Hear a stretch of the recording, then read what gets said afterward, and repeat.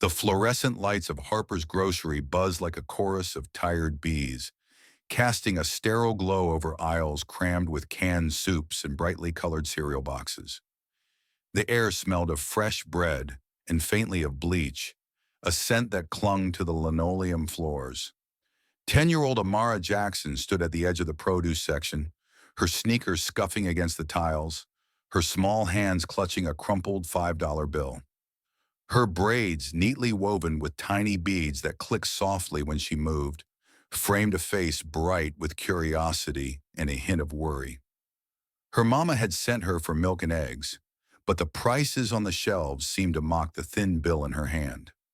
Amara's eyes darted to the checkout lanes, where a line of carts snaked toward the registers.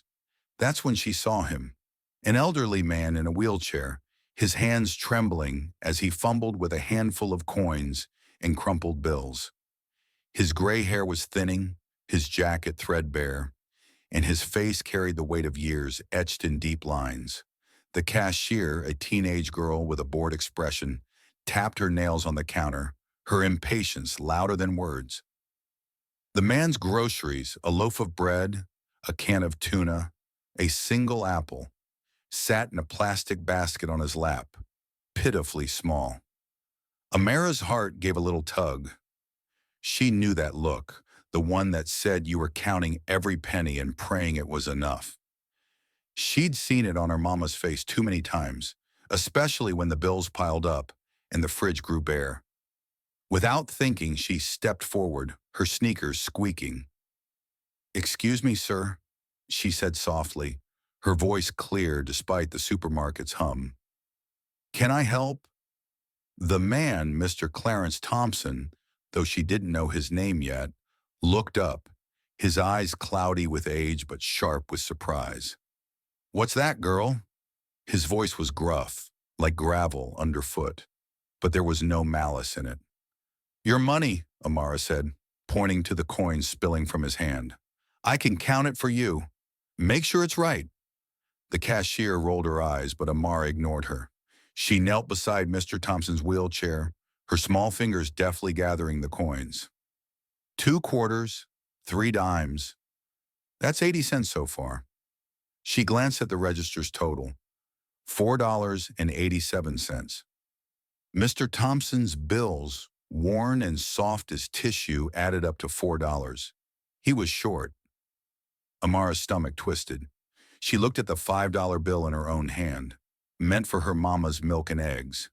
They needed those eggs.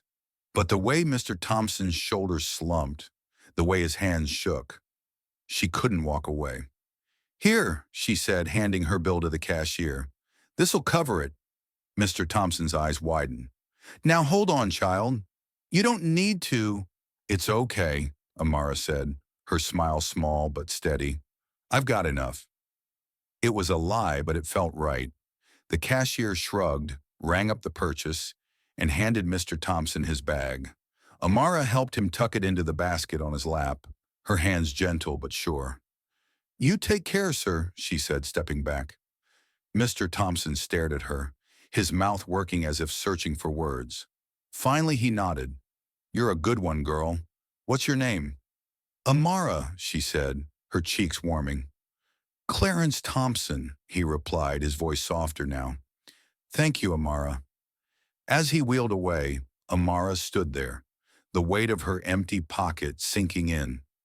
She'd have to face her mama's disappointment, but something in her chest felt warm, like a candle flickering to life. Unseen in the shadow of the cereal aisle, a man in a tailored suit watched the scene unfold. His face was unreadable, but his eyes, dark and intense, lingered on Amara, then on Mr. Thompson.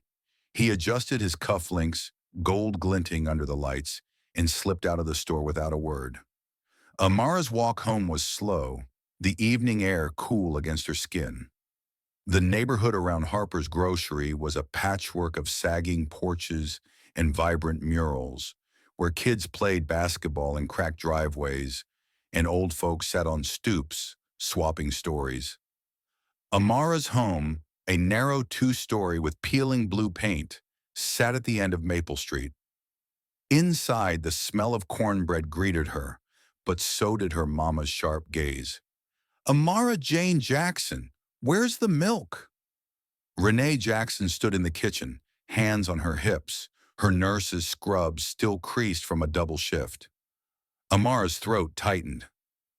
I, I used the money, Mama. There was this man at the store. He didn't have enough, and Renee's sigh cut her off. Baby, I know you've got a big heart, but we can't afford to be everybody's hero.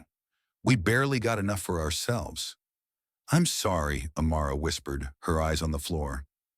Renee softened, pulling her into a hug. You're too good, you know that. Just think next time, okay? Amara nodded, but as she lay in bed that night, her mind replayed Mr. Thompson's trembling hands, his quiet, thank you. She didn't regret it, not really. At school the next day, Amara's kindness was no secret. Her best friend Tasha teased her about being Miss Do Good, but there was pride in her voice. Amara's teacher, Miss Carter, noticed her doodling in class, sketches of stethoscopes and hospitals. Still dreaming of being a doctor? Miss Carter asked, her smile warm. Yes, ma'am, Amara said. I want to help people, like Mama does. But dreams felt far away when the rent was late and the fridge was empty. Amara's family, her mama, her older brother Jamal, and her scraped by on Renee's nursing salary and Jamal's part-time job at the auto shop. Amara helped where she could, doing chores for neighbors or collecting cans for pocket change. Every penny went to the family jar, a chipped mason jar on the kitchen counter that never seemed full enough. Meanwhile, across town, in a glass-walled penthouse overlooking the city, Ethan Thompson sat at a mahogany desk, his laptop open to a spreadsheet of stock prices. At 42, he was a billionaire, the founder of Thompson Tech, a company that revolutionized cloud computing. His life was a blur of board meetings and private jets, but his eyes kept drifting to a photo on his desk, a faded picture of him and his father, Clarence, at a fishing dock 20 years ago. They hadn't spoken in years, not since Ethan's ambition drove a wedge between them. Clarence had called his dreams foolish, and Ethan, young and proud, had walked away. Yesterday, Ethan had been at Harper's Grocery by chance, picking up a bottle of wine for a client dinner. He'd seen his father, older and frailer than he remembered, struggling at the checkout, and he'd seen the girl, Amara, step in without hesitation. Something in her act, so small yet so pure, had cracked the armor around Ethan's heart. He'd left the store, but he couldn't shake the image of her face. Back in the neighborhood, Amara returned to Harper's Grocery a few days later, this time with a list and exact change. She spotted Mr. Thompson again, his wheelchair parked near the canned goods. His basket held the same sparse items: bread, tuna, and apple. She hesitated, then approached. Hey, Mr. Thompson, she said, her smile shy. Need help again? He chuckled, a rusty sound. You're going to make this a habit, Amara? Maybe, she said, grinning. She helped him sort his coins, her chatter filling the silence. Stories about school, her brother's bad cooking, her dream of being a doctor. Clarence listened, his eyes softening. He didn't say much, but he didn't need to. Amara felt it, the quiet bond forming between them. Weeks passed, and Amara's visits with Mr. Thompson became a routine. She'd help him at the store, carry his bags to the bus stop, or just sit and talk. Clarence shared bits of his life, his days as a mechanic, his late wife, his pride in fixing things with his hands. He never mentioned a son, and Amara didn't ask. She sensed the weight of unspoken stories. At home, things grew tighter. Renee's hours were cut at the hospital, and Jamal's car broke down, eating into their savings. Amara overheard her mama crying one night, whispering about selling the house. She didn't tell Amara, but Amara knew. She started collecting more cans, skipping snacks to save coins for the family jar. Ethan, meanwhile, couldn't stop thinking about Amara. He'd hired a private investigator, not to spy, but to understand. The investigator reported back, Amara Jackson, 10, lived with her mother and brother, good student, known for helping neighbors. Her family was struggling. Ethan sat with this information, his fingers tapping his desk.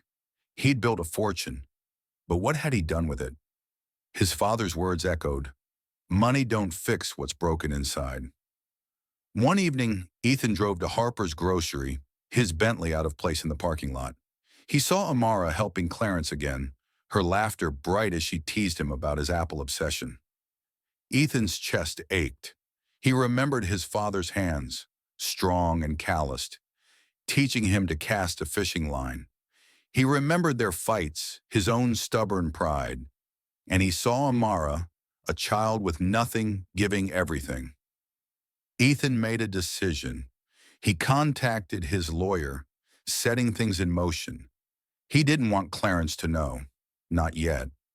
And Amara, she didn't need to know at all. Days later, a letter arrived at Amara's house. Renee opened it, her hands shaking. It was from a foundation Ethan had created overnight. A full scholarship for Amara to a STEM-focused magnet school, renewable through college, plus a year's worth of grocery vouchers. No sender was named, just a note. For a young woman who makes a difference. Renee called Amara to the kitchen, tears in her eyes. Baby, look at this. Someone's looking out for you. Amara read the letter, her heart pounding. But who? I don't know, Renee said, hugging her. But you're special, Amara. You've got a gift. Across town, Ethan visited Clarence's small apartment, his first visit in years. The air was thick with tension, but Ethan spoke softly, apologizing for the lost years. Clarence, gruff but tearful, nodded. They didn't fix everything that night, but they started. Ethan mentioned a girl at the store, someone who reminded him of what mattered. Clarence smiled, knowing exactly who he meant. Months later, Amara thrived at her new school, her sketches of stethoscopes now joined by diagrams of robots and cells. The grocery vouchers eased her family's burden, letting Renee take a breath and Jamal fix his car. Amara still helped neighbors, still collected cans, but her smile was brighter, her dreams closer. She saw Mr. Thompson less often. He'd moved to a better apartment, closer to his son, though Amara didn't know why. When they did meet at Harper's Grocery, he looked stronger, his eyes clearer. You keep shining, Amara, he'd say, and she'd laugh, not understanding the depth of his words.